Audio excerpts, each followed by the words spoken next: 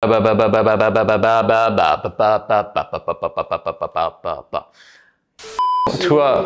2, 1. Oh! Ah non, ça l'a pas fait. Ah, déçu, toi, quand on l'attend, il vient pas, le gars. Bon. Comment faire du no limit avec la banque? On regarde ça tout de suite.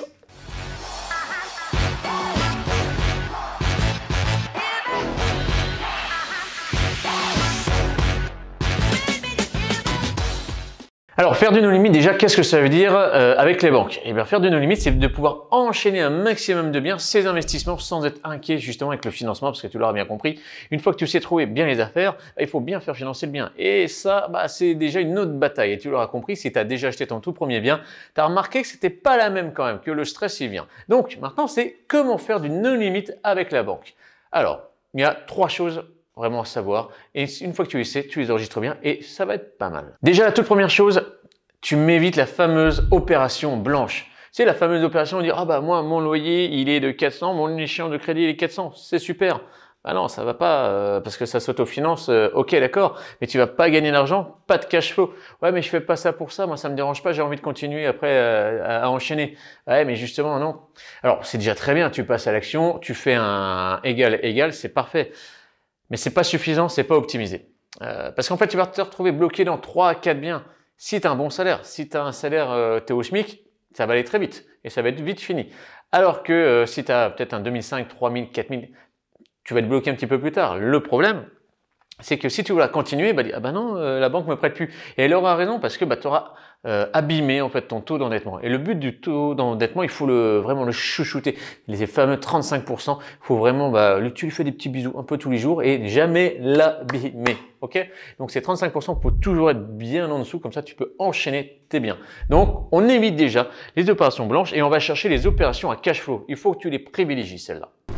En plus, un autre truc, c'est que opération blanche, le banquier va voir aussi une autre chose, c'est si tu as de la vacance locative, tu lui remets de l'argent directement. Parce que comme tu gagnes pas d'argent le reste des mois, tu vas faire quoi? Tu vas aller piocher dans l'épargne. Et là, c'est pas bon. Et ça donne un signe très négatif au banquier de dire « Ah, oui, forcément, vous êtes en vacances locatives, il faut mettre de l'argent, ça baisse l'épargne. » Donc, ton taux d'endettement, il est touché et en plus, tu me baisses l'épargne.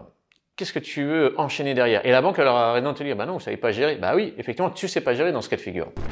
Le deuxième point à faire gaffe, et c'est une évidence, tu vas me dire, mais il faut le faire, c'est il n'y a pas qu'une seule banque dans la vie.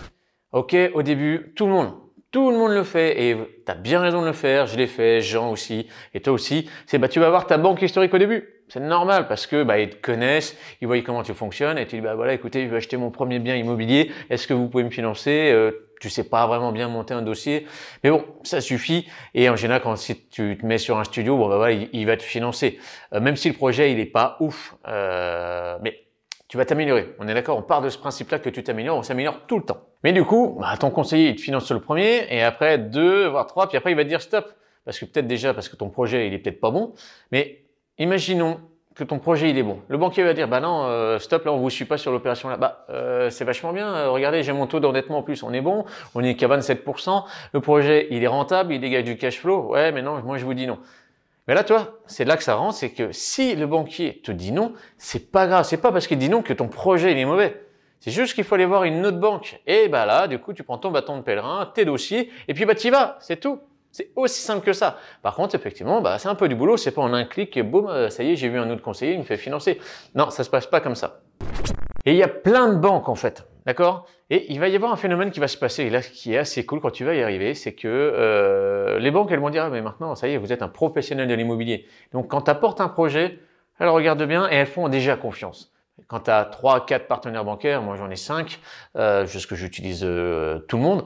Et là, quand tu apportes un projet, dis ah c'est cool, ouais effectivement, je suis content de travailler avec vous parce que vous apportez un bon dossier. Là, c'est pas mal. Et il y a plein de petits indices.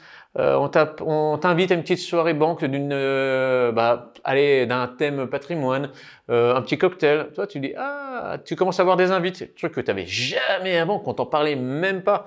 Et quand tu vois ton banquier en dehors du cadre de l'agence, tu dis, on est pas mal. Et sinon, on va te parler de banque privée.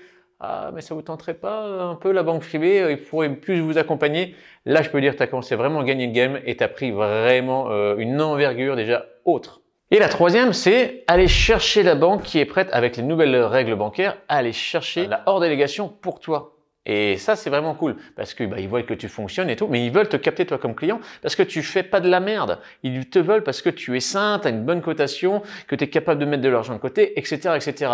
Et quand tu arrives à ce niveau-là, toi, c'est vraiment le troisième niveau. Je peux te dire que là, c'est tapis rouge. Et en fait, il faut juste trouver des bonnes affaires. Tu sais que derrière, tu te fais financer, que tu peux enchaîner.